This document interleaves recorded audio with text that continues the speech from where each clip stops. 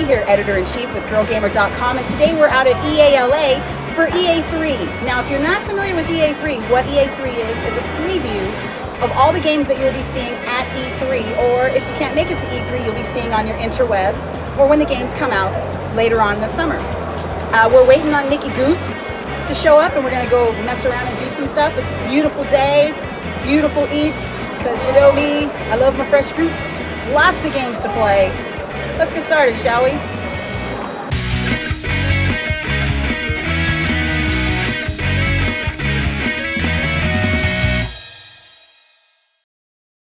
So like I said, my buddy Nicky Goose did indeed show up, and you know, I call him Nicky Goose, but the rest of you may know him as Nicholaus Goossen, director of Grandma's Boy, gamer boy extraordinaire. Try it. It's pretty palatial. We like to have him around the regalia, you know. Yes. Thank you, Cricket, for a lovely afternoon here at Electronic Arts. Absolutely, man. Well, let's talk about a few of the games that we looked at today. Yeah, for sure. So let's start with the MMA game that we just finished playing. Yeah, I mean, I was pretty impressed with the MMA game. You know, I like the way EA does their fighting games because it is more of a realistic simulation. Just like you know, Fight Night Round 4 for the 360, you know, totally realistic physics and fighting engine, and you know, all the moves are very, you know, true to life, and all the you know, you have all the fighters, you know, the arenas. You were actually a natural because you took 3 out of 5 games, 3 out of 5 matches, I should say, and you know, that's I was a little embarrassed, but you know, you're a true gamer girl, so hey, you know, if you're gonna lose to a girl, at least it's a gamer girl.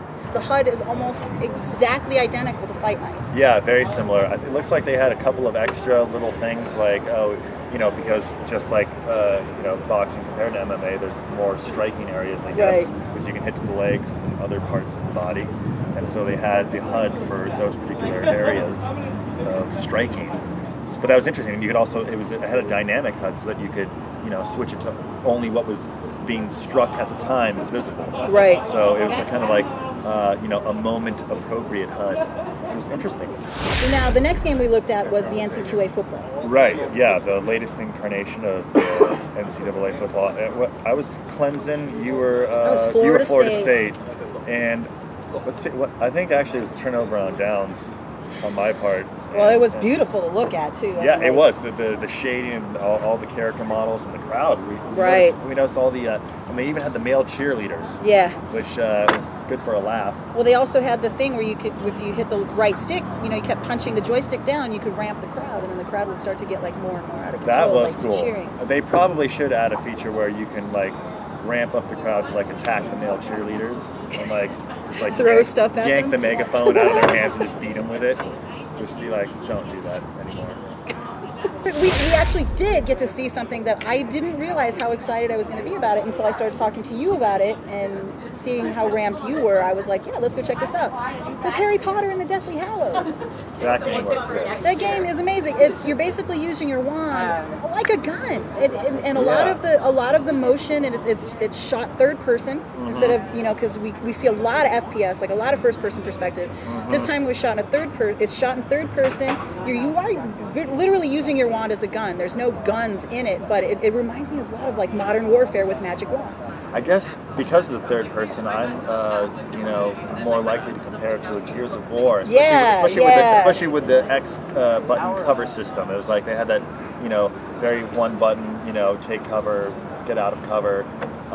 Use your left trigger to aim and your right trigger to fire. Yeah, I also liked how you could switch sides, you know, with clicking the right stick. But the game, the Harry Potter game, it looked like easily the most, you know, action-oriented.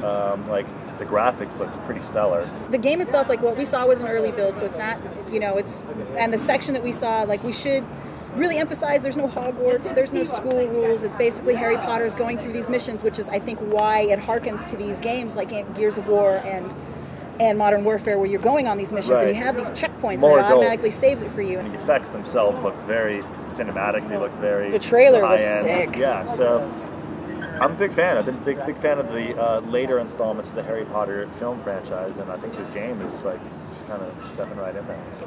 Well, you did Wii Active, and I do want to talk about that because you were sweating pretty hard there, buddy. I really didn't expect to come to EA3 today and get my heart rate up to 180 beats per minute, but like there was just like a house techno song going on inside my chest. Yeah, and what were the things that they put one around your arm and one around your thigh? Yeah, so I stand in front of the television. There's two like trainers there. I felt like I stepped into 24-hour fitness, and then all of a sudden they're strapping things onto my arm. It was like a heart monitor, or is it blood pressure monitor? It was like some sort of sensor that is on a band, and you just like kind of velcroed around your left arm, and then the other thing went around my right thigh, which is meaty, so it took a minute to get it over that.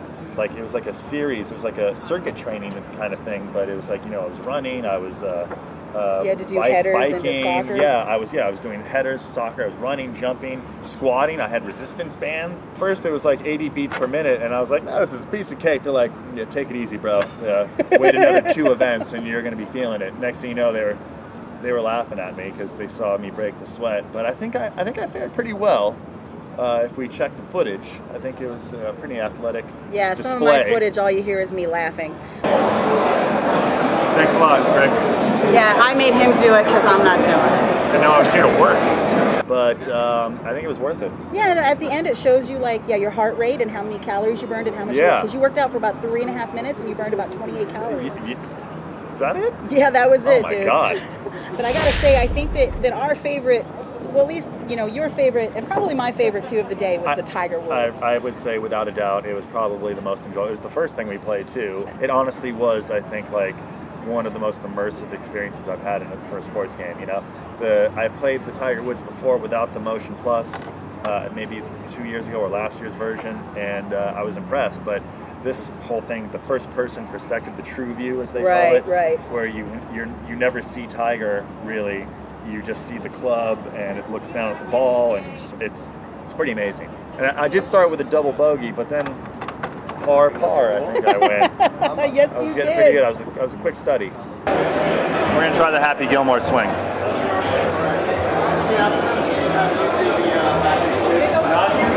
Something that we're seeing this year that we didn't see in last year's version is the mini golf. And I kind of think the mini golf is a lot harder. You had a little problem staying on the course. I did. I hit the water. But I think you're right. I think it's a little more difficult because, when you're playing the straight up simulation mode, they give you a lot of markers, and you can get a putt preview once this time, where they show you the trajectory of the greens. It's going downhill, it's moving to the left, moving to the right. You don't get that on the mini golf. Right. Thing. It's just like it's this far away. And here's your one top-down preview. APB. You did play APB. Let's talk about that. So what's the deal with, because APB is, let's just be very clear that APB is strictly a PC game. Right. And we are not very good PC gamers. Normally not a PC gamer, mostly because I'm a Macintosh guy. And then you and I are Xbox kids. So. Right, and we're Xbox guys and, console people.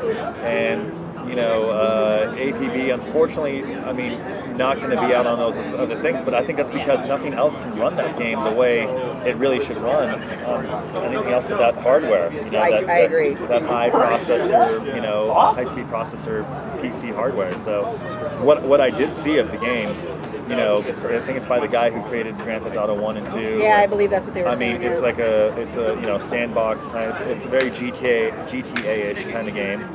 It's very violent, which I love. Yeah, you gave some chick a taste of your brass knuckles, man. You just walked up to her. You couldn't nail people in the cars, but pedestrians were free game. Right. I think the cars. They were still working out. The cars are bulletproof. At this point the cars are bulletproof, but the women weren't. Women on the street were not bulletproof. He popped one chick and then just grabbed another and just started to punch her in the face with brass knuckles, man. Bullets were able to penetrate people, and so were knuckles. And I enjoyed it. Nice. We've pretty much played everything that we planned on playing today. We played a lot. We played a lot. I want to again thank Nikki Goose for being my companion today. My pleasure. Girl gamer in the house, man. Girl gamer in the house. Even though I'm not in fact a girl. Right? You're not a girl. But we do have guys on our site. Absolutely. Okay, cool. So you can join our site. Good. You don't have to be a girl. I like how you guys have that open policy. We do. We're very open about our stuff, and plus we love Grandma's Boy. We love Nikki Goose. I told the girls I was coming, and they were like, some of them were jealous, man. Where are they at? They're all over the place. Let's go find some. From EA3, for Nikki Goose, I'm Crixley. Peace out. Bye.